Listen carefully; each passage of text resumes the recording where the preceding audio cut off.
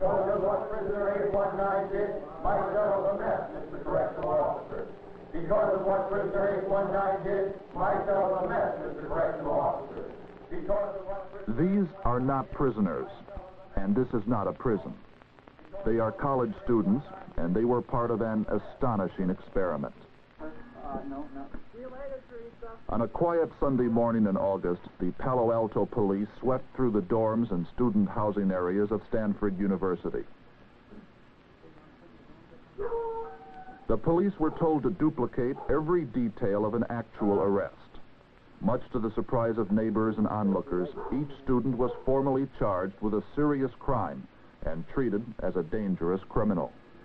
Okay, you want to get in the car, please, sir? I want to get in the car. At the police station, students were booked and fingerprinted. Then, each was blindfolded and taken to the basement of the psychology building. There, they were led to a simulated prison block consisting of 3 small cells, a narrow hallway, and a closet designed for solitary confinement. This would be their entire world for 2 weeks.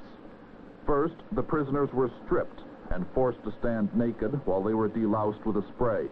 Later, they were given a uniform which was simply a dress with a number on the front. Instead of shaving their heads, the prisoners were given tight stocking caps to cover their hair. They were put in their cells and told to sit in absolute silence. The process of humiliation had begun.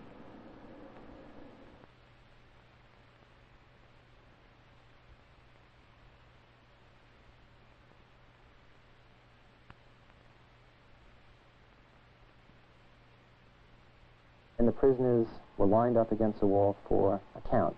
The purpose of the count was to familiarize the prisoners with their numbers and with the numbers of the other prisoners, so that they would begin to think of themselves anonymously as numbers and no longer as people with names and identities. At first, the guards were still groping for things to do to the prisoners, and the prisoners still weren't sure how to respond. Well, I don't know. Let's try it together and see if we can get it better from the other end. What do you think? Let's see if we can count backwards. That more. Let's see if we can count backwards here. Let's try that out. 9, 8, 7, 6, 5, 4, 3, 2, 1. Oh, that's bad. Oh. Hey, I don't want anybody laughing. On day 2, there was a very sharp change in the whole nature of what was happening in that prison. The prisoners, attempting to assert their freedom, their individuality, rebelled. And we had an open rebellion. What constituted that rebellion?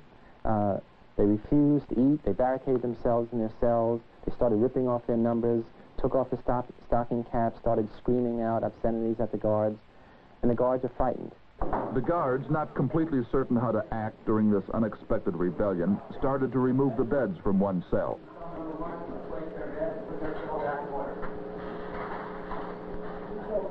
The prisoners were equally uncertain. They still felt the prison was a simulation.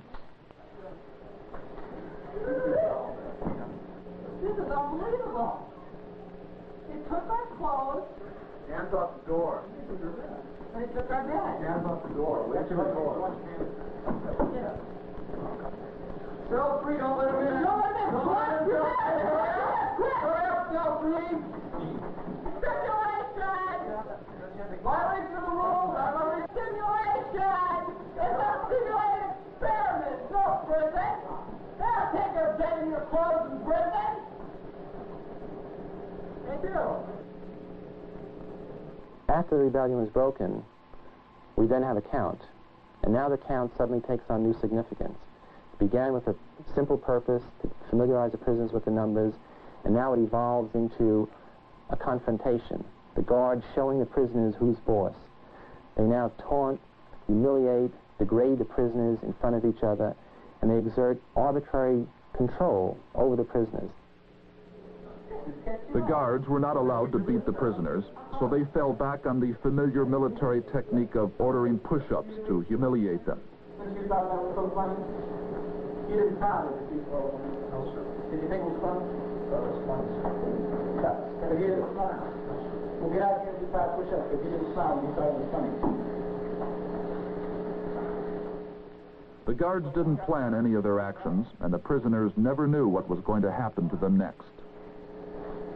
Officer, if we had a tryout, singing voice again tonight. I think so.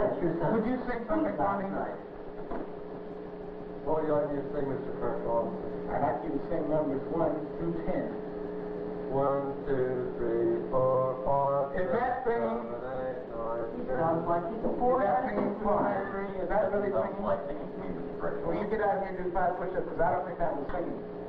Come on, let's go. May I do more, sir? You may do 10 if you'd like. Should I do it until I drop? I didn't ask you. 1, 2, 3, 4, 4, 5, 6. You call those 7, 8, 9, 10. Very good. You see how he did that, boy? That was very good, wasn't it? Wasn't it? Yes, sir.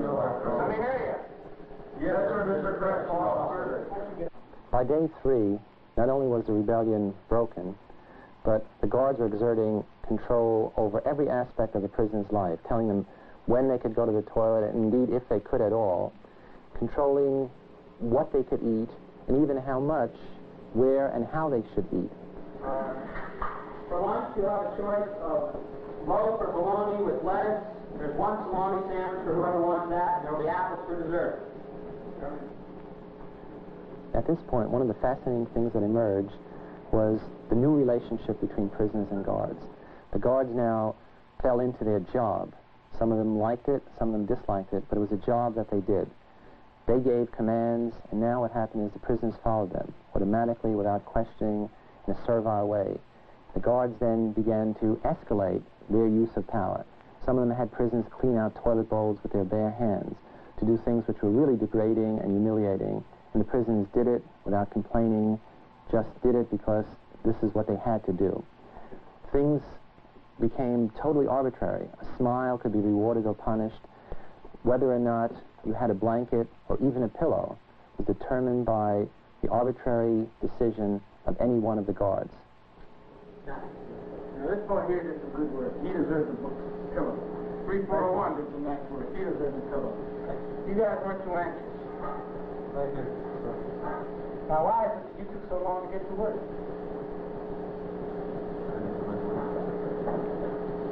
Do you feel like having a pillow? Well, why should I give you a pillow if you didn't feel like working?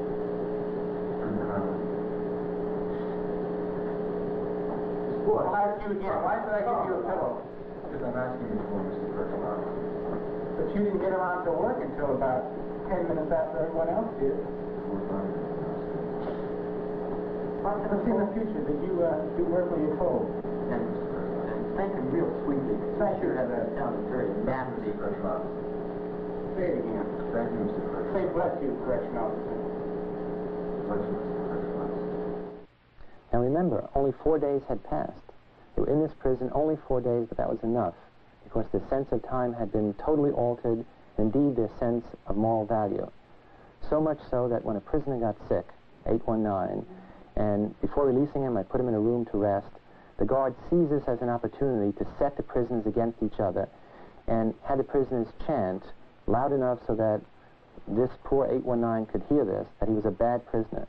I raced into the room once I realized that he could hear this. What I found was a boy crying hysterically, bawling, while in the background, his fellows, his other students just like him, were yelling that he was a bad prisoner, that they were being punished because of him. Prisoner 819 is being punished, Mr. Correctional Officer. Prisoner 819 is being punished, Mr. Correctional Officer. Prisoner 819 is being punished, Mr. Correctional Officer. Prisoner 819 did a bad thing. Prisoner 819 did a bad thing. Prisoner 819 did a bad thing. Because of what prisoner 819 did, my cell is a mess. Because of what prisoner 819 did, my cell is a mess. Because of what prisoner 819 did, my cell is a mess. Imagine how he felt. I said, let's leave, and I had already told him the experiment was over for him. He said, no, I can't leave. He couldn't leave, feeling he was a bad prisoner. As a result of prisoner 819's behavior, all the others were forced by the guards to do mass push-ups. Down. Up. Down. Up. Thank you very much for this nice count, Mr. Correctional Officer. By the 5th day, things had gotten so bad that we no longer had a group of prisoners. What we had were individuals believing they were prisoners, struggling for individual survival, no longer caring about their other prisoners or their other fellow students. This really hit home when we observed one of the prisoners, 416, make a last futile attempt to assert his individuality and freedom. He refused to eat. The guards could not get him to eat. So here was a chance for the prisoners to reorganize, to solidify a new act of rebellion. What did they do? They isolated him. The prisoners didn't want to have anything to do with him because he was a bad prisoner. The guards did everything they could. They tried to force feed him. They tried to get the other prisoners to do it. They threatened to cut off visiting hours for the other prisoners if he wouldn't eat. Still, that had no effect. They then took him and put him in a hole, solitary confinement, a small closet, 2 feet by 4 feet, dark, with stench air. He still refused. At this point, he should have been a hero to the other prisoners. Instead, he became a source of trouble. Come on. Get in that closet then. That's prisoner 416 on the floor, as he was forced into solitary. You're not going to hurt your energy for 1 second. You got a nice friend in here that's going to see to it that you don't get blankets tonight. Because of his refusal to eat, the prisoners were lined up for yet another count. But this time, the guards allowed them to express their anger directly at prisoner 416. Thank you, 416. Okay, 209. I'm trying to hit myself. Thank you, 416. Over there. Oh, that's right. So what did you say? Oh, yeah, you do it the same way, 209. Thank you, 416. Okay, that's enough. I had enough, you have. Finally, what happened is the guards gave the prisoners a choice. They could have this poor guy come out of solitary if they were willing to give up some little thing, their blanket. It wasn't even very cold in the cells. However, if they wanted their own blanket, then he would have to stay in solitary. The prisoners voted, and they voted to take their own blankets and let him rot in solitary. Now, there's a couple ways that we can do this, depending upon what you want to do. Now, if 416 does not want to eat his sausages, then you can give me the blankets and sleep on the bare mattress, or you can keep your blankets and 416 will stay in another day. Now, what will it be? I'll keep my blankets. What will it be over here? Keep my blankets. How about 546? I'll give you my blanket, Mr. Correctional Officer. You don't want his blanket. Well, now you boys got to come to some kind of decision here. Well, you two, Master. How do you feel about this? We got 3 in favor of keeping your blanket. We got 3 against 1. Keep your blanket. 416, you're going to be in there for a while. So just get used to it. At this point, we had to end the experiment. We had to end the experiment because it no longer was an experiment. We had created a prison in which people were suffering, in which the prisoners were passive, withdrawn, isolated, detached, behaving in pathological ways.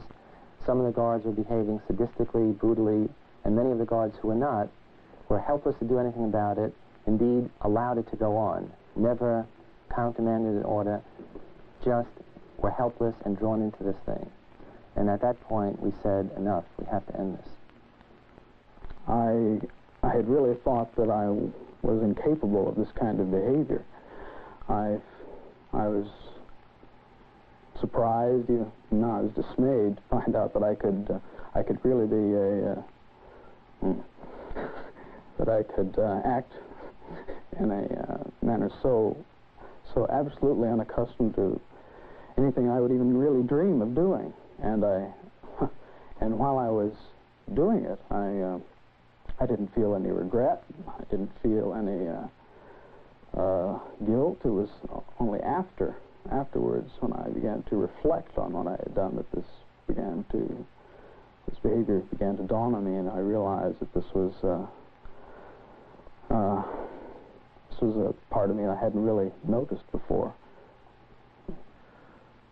I began to feel that I was losing my identity, that the person that I called Clay, the person who put me in this place, the person who volunteered to go into this prison, because it was a prison to me, it still is a prison to me. I don't look on it as an experiment or a simulation. It was just a prison that was run by psychologists instead of run by the state.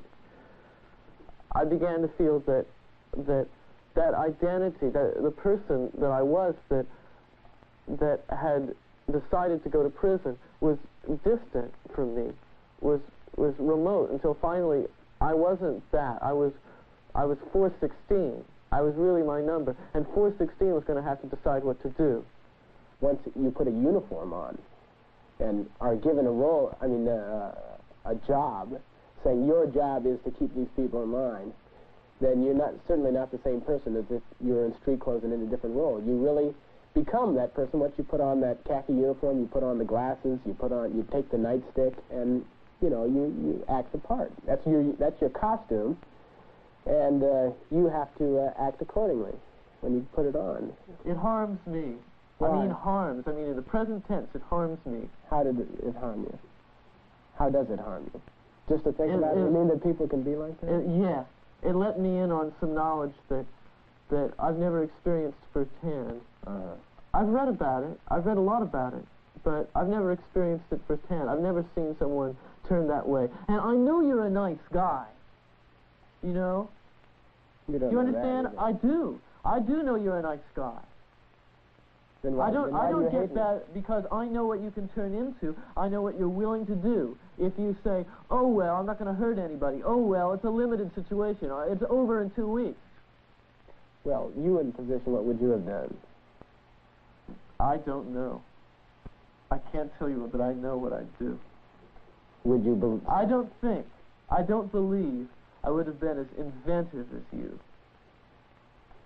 You mean, I don't believe I would have applied as much imagination to what I was doing. Do you understand? Yes, I understand. I think I would have been a guard. I don't think it would have been such a masterpiece. I didn't see where it was really harmful. It was degrading, and that was part of my particular little experiment to see how I could. Your particular little experiment. Yes, Why don't you tell me about that? I was running little experiments of my own. Tell me about your little experiments. Okay. I'm curious. I wanted to see just what kind of verbal abuse that people can take before they start objecting, before they start flashing back. Yeah. Under the circumstances, and it surprised me that no one said anything to stop me. No one said, "Kramer, you can't say those things to me. Those things are sick." Nobody said that. They just accepted what I said. I said, go tell that man to the face he's the scum of the earth, and they'd do it without question. They'd do push-ups without question. They'd sit in the hole. They'd abuse each other. And here they're supposed to have they're supposed to be together as a unit in jail, but here they're abusing each other because I requested them to, and no one questioned my authority at all. And it really shocked me. Why didn't people, when I started to abuse people so much, I started to get so profane that, and still people didn't say anything.